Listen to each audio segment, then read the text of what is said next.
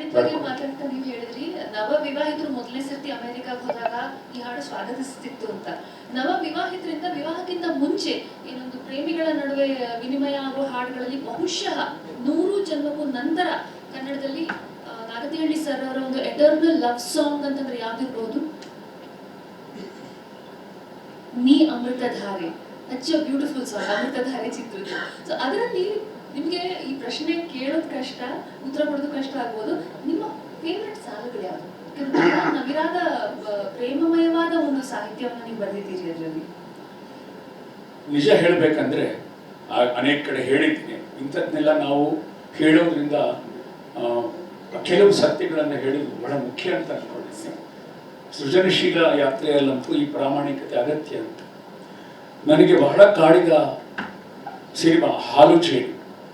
ಅದು ಕ್ಯಾನ್ಸರ್ ಸುತ್ತ ಇರುವಂಥ ಒಂದು ಕಥೆ. ಅದರಲ್ಲಿ ಅಣ್ಣವರು ಹಾಡಿರುವ ಹಾಡು ಇದೆಲ್ಲ ಹಾಲು ಜೇನು ಶೀರ್ಷಿಕೆಗೆ. ಅದು ನನಗೆ ಯಾವಾಗಲೂ ತುಂಬ ಹಾಡು ಮಾಡ್ತಾ ಇತ್ತು. ಹಾಲು ಜೇನು ಒಂದಾದ ಹಾಗೆ ನನ್ನ ನಿನ್ನ ಜೀವನ ಆಸ. ಆ ಒಂದು ಹಾಡಿನ ಸ್ಫೂರ್ತಿಯಿಂದ ನೀ ಅಮೃತಧಾರೆ ಹಾಡು ಅಟ್ಲೀಸ್ಟ್ ಪಲ್ಲವಿ ಮಾತ್ರ ಹೇಳ್ತಾ ಇರೋದು ನಾನು. ಆ ಮಾತು ನೀ ಇಲ್ಲವಾದರೆ ನಾ ಹೇಗೆ ಬಾಳೋದು ಅನ್ನುವಂಥದ್ದು ಅಣ್ಣಾವರ ಧ್ವನಿಯಲ್ಲಿದ್ದ ಒಂದು ಆರ್ತ ನೋವು ಇತ್ತಲ್ಲ. ಹೆಂಡತಿಗೆ ನೋಡ್ಕೊಳ್ತಾ ಹೆಂಡತಿಯನ್ನು ಉಪಚರಿಸ್ತಾ ಹಾಡ್ತಾರಲ್ಲ ಅವರು, ಅದು ನನಗೆ ಈ ಹಾಡು ಬರಲಿಕ್ಕೆ ಪ್ರೇರಣೆ. ಅದರಲ್ಲೂ ಕೂಡ ಒಂದು ಸಾಲು ನನಗೆ ಮೋಸ್ಟ್ಲಿ ನಾನು ಮೊದಲ ಸಾಲು ಕೊಟ್ಟೆ, ಟ್ಯೂನ್ ಆಮೇಲೆ ಮಾಡಿದೆ. ನೀ ಅಮೃತಧಾರೆ ಅನ್ನೋ ಸಾಲನ್ನು ಕೊಟ್ಟು ಕೆಲವು ಸಂಗೀತ ನಿರ್ದೇಶಕರು ಮೊದಲ ಸಾಲು ಕೇಳ್ತಾರೆ ಇನ್ಸ್ಪಿರೇಷನ್. ಹಂಸಲೇಖ ಅವರು ನನಗೆ ಆದ್ರೆ ಒಂದು ಲೈನ್ ಕೊಡಿ ಎಷ್ಟೇ ಅಂತ ಹೇಳೋರು, ಅದ್ರ ಮೇಲೆ ಬಿಲ್ಡಪ್ ಮಾಡ್ಕೋತಾರೆ. ಕೆಲವು ಸಂದರ್ಭಗಳಲ್ಲಿ ಒಂದು ಪ್ರಸಿದ್ಧ ಭಾವಗೀತೆಗಳಲ್ಲಿ ಆ ಥರ ಸಾಧ್ಯ ಇರಲ್ಲ. ಇದರಲ್ಲಿ ನನಗೆ ನೆನಪಿರೋ ಹಾಗೆ ನೀ ಅಮೃತಧಾರೆ ಕೊಟ್ಟು ಹೇಳಬೇಕು. ಇನ್ನೊಂದು ಮುಖ್ಯವಾದ ಮಾತು, ಮನೋಮೂರ್ತಿಯವರಿಗೆ ದೊಡ್ಡ ಶಕ್ತಿ ಆಗಿದ್ದದ್ದು ಈಗಿಲ್ಲ ಅವರು. ಪಾಪ ಇವ್ರ ತಂದೆಯವರು ಡಾಕ್ಟರ್ ಸತ್ಯಮೂರ್ತಿಯವರು ಸ್ವಲ್ಪ ಸಾಹಿತ್ಯ ಎಲ್ಲ ಓದ್ಕೊಂಡಿದ್ರು. ಅವರು ಇವರಿಗೆ ಅದರ ಅರ್ಥಗಳನ್ನು ವಿವರಿಸಿ ಹೇಳಿ ಏನನ್ನು ಎಷ್ಟು ಕೇಳ್ತಾ ಇದ್ದಾರೆ ಅನ್ನೋದನ್ನ ನಮ್ಮ ಮಧ್ಯೆ ಒಂದು ಬ್ರಿಡ್ಜ್, ಗೋಲ್ಡನ್ ಗೇಟ್ ಬ್ರಿಡ್ಜ್ ತರ ಇತ್ತು ಅಲ್ವಾ? S, absolutely. ಆ್ಯಂಡ್ ಅದು ಆ song, yes you are right.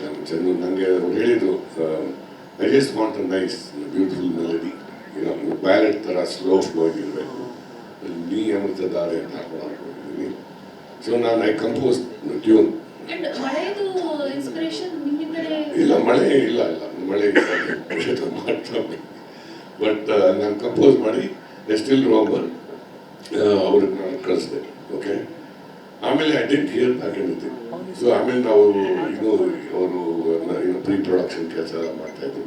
I didn't hear anything. After 1 month or something ನಾವು ಮಾತಾಡಿದಾಗ ಸಾಂಗ್ಸ್ ಬಗ್ಗೆ ಬಂತು. ನಾನು ಕೇಳಿದೆ ಏನಾಯ್ತು ಜನರು ಟ್ಯೂನ್ ಕಳಿಸಿದ್ನಲ್ಲ. ನಾನು ಆಯ್ತಲ್ಲಪ್ಪ ಎಲ್ಲ ಬಂದ್ಬಿಟ್ಟು ನನ್ನ lyrics. So that really surprised me. ಇದೇ ಚಿತ್ರದ ಇನ್ನೊಂದು ಹಾಡು ಹುಡುಗ ಹುಡುಗ ನನ್ನ ಪ್ರೀತಿಯ ಹುಡುಗ ಮುದ್ದಿನ ಹುಡುಗ, ಇದೊಂಥರ ಹುಡುಗಿರದು ಲವ್ ಆಂಥಮ್ ಆಗ್ಬಿಟ್ಟಿತ್ತು. ಬಹಳ ಕಡಿಮೆ, ಬಹಳ ಅಪರೂಪ ಕನ್ನಡದಲ್ಲಿ ಹುಡುಗಿರ ಈ ತರ ಲವ್ ಆಂಥಮ್ಗಳು ಸಿಗೋದು. ಇದರಲ್ಲಿ ಅಫ್ಕೋರ್ಸ್ ಚೈತ್ರ ಅವರ ಜೊತೆಗೆ ನೀವು ವರ್ಕ್ ಮಾಡಿದ್ದೀರಿ. So how is that experience? Correct, first time ನಾನು ವರ್ಕ್ ಮಾಡಿದ್ದು. ಆ್ಯಂಡ್ ಅದು ನಾವು ರೆಕಾರ್ಡ್ ಮಾಡಿದ್ದಾರೆ still remember. It was in Prasad studio in ಕಂಠೀರವಾಲಿ. And she was like this little girl. ಆ ಸ್ಕೂಟ್ರಲ್ಲಿ ಬರೋದು in that in moped. She come on the moped, helmet ಹಾಕೊಂಡು, ಫುಲ್ ಆಫ್ ಎನರ್ಜಿ. ಚೈತ್ರ ಅವರಿಗೆ ಅದಕ್ಕೆ ಈ ಚಿತ್ರಕ್ಕೆ ಈ ಹಾಡಿಗೆ ಬಹುಶಃ ರಾಜ್ಯ ಪ್ರಶಸ್ತಿ ಕೂಡ ಬಂದಿದೆ. ಹೌದು, ಚೈತ್ರ ಇದನ್ನ ಹಾಡಿದ್ದು ಹುಡುಗ ಹುಡುಗನ. ಅವಳಿಗೊಂದು ವೆಸ್ಟರ್ನ್ ಆಕ್ಸೆಂಟ್ ಇದೆ, ಅದನ್ನ ಚೆನ್ನಾಗಿ ಉಪಯೋಗಿಸ್ಕೊಂಡು ಹಾಡಿದ್ದು. ಇದನ್ನ ನಾವು ಚಿತ್ರೀಕರಿಸಿದ್ದೇ ಒಂದು 3 ದೇಶಗಳ ಗಡಿ, ಸಿಯಾಚಿನ್ ಹತ್ರ, ಇಂಡೋ ಪಾಕ್ ಚೈನಾ ಎಲ್ಲ ಇರುವಂಥ ಒಂದು ಬಹಳ ರಿಸ್ಟ್ರಿಕ್ಟೆಡ್ ಏರಿಯಾದ ಆರ್ಮಿ ಇದರಲ್ಲಿ ಮಾಡಿದ್ದು. ಬಹಳ ಮೈನಸ್ ಕೆಲಸ ಮಾಡಿತ್ತು. ತುಂಬ ಚೆನ್ನಾಗಿ ರಮ್ಯಾ ಧ್ಯಾನ್ ಎಲ್ಲ ಅದಕ್ಕೆ ಆ್ಯಕ್ಟ್ ಮಾಡಿತ್ತು. ಆ ಹಾಡಿನ ಒಂದು ವಿಶೇಷ ಏನಂತಂದರೆ, ದಂಪತಿಗಳು ಅಂದರೆ ಗೋಳು ಸಮಸ್ಯೆ, ದಾಂಪತ್ಯ ಅಂದರೆ ಹೆಂಡತಿ ಗಂಡನ ಮೇಲೆ ಜಗಳ, ಗಂಡನ ಮೇಲೆ ಹೆಂಡತಿ ಜಗಳ, ಅಥವಾ ಒಂದು ರೀತಿಯ ಬಿಕ್ಕಟ್ಟು ಅವುಗಳನ್ನು ತೋರಿಸೋದೇ ಇರುತ್ತೆ. ಆ ಸಿನಿಮಾದಲ್ಲಿ ನಾನು ಇಂಟೆನ್ಷನಲ್ ಆಗಿ the couples can be lovers ಅದು ಒಂದು ಫಿಲಾಸಫಿ ಇಟ್ಕೊಂಡಿದ್ದೆ. ಅದು ಎಷ್ಟು ಚೆನ್ನಾಗಿ ಹೋಲ್ಡ್ ಆಯಿತು ಅಂದರೆ, ಯಾರಾದರೂ ಮದುವೆಯಾಗಿ ಎಷ್ಟೋ ವರ್ಷಗಳಾದ ಮೇಲೂ ಒಂದು ಹನಿಮೂನ್ ಹಾಡನ್ನು ಹಾಡ್ತಾರಾ? ಹನಿಮೂನ್ಗೆ ಎಷ್ಟು ಖರ್ಚಾಯಿತು ಅಂತ ಜಗಳಾಡ್ತಿರ್ತಾರೆ.